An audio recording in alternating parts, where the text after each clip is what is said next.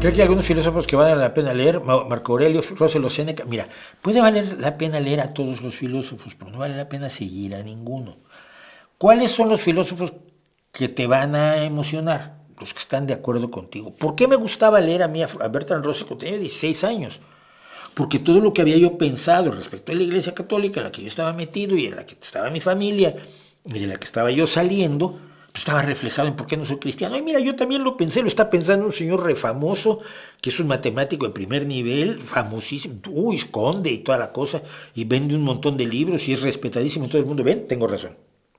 Es decir, el filósofo que me da la razón, el filósofo que dice lo que a mí me gusta, que alimenta mi sesgo de confirmación, pues evidentemente es el filósofo que me va a gustar. Puedes leer a muchos, te van a gustar aquellos que digan lo que tú quieres, que en un momento dado pueden decir lo mejor de lo que tú puedes decir. Y entonces te encuentras un referente que quizás ve con más claridad o con más profundidad el tema, que de todos modos tú ya estabas de acuerdo con él. Pero no aporta demasiado. No es ni que no valga la pena leerlos, pero vale la pena sobre todo criticarlos y criticar a la gente que los sigue. Ahora la gente dice que está de moda ser estoico, y quiero decir, ¿qué tipo de estoicismo están asumiendo? Porque si es el de Marco Aurelio, hay muchas cosas de Marco Aurelio que son altísimamente criticables. Y como gobernante no fue ninguna maravilla, cuidado.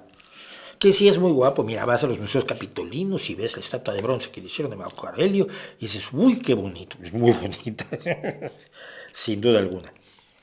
Y puedes leer las meditaciones, pero hay muchas cosas allí que no funcionan. ¿Por qué lo vas a adorar? Porque vas a adorar a Aristóteles y decía barbaridades sin fin. Porque vas a adorar a Sócrates y hace trampa, por ejemplo, en el famoso diálogo del esclavo. Es decir, ¿vale la pena? Sí, pero yo creo que vale la pena más leer literatura, porque en la literatura te encuentras a gente que dice lo mismo que tú, que piensa lo mismo que tú, lo dice mejor y sin tantas pretensiones. Pero de verdad, cuando tienes un problema real en la sociedad, invitas a la televisión a un filósofo para que opine, pues es como invitar a cualquier otra persona. No tiene más datos, no tiene más claridad, no piensa mejor, nada. Por eso antes eran escritores. Voltaire se consideraba escritor, Diderot se consideraba escritor, Rousseau se consideraba escritor, John Locke era médico y se consideraba escritor.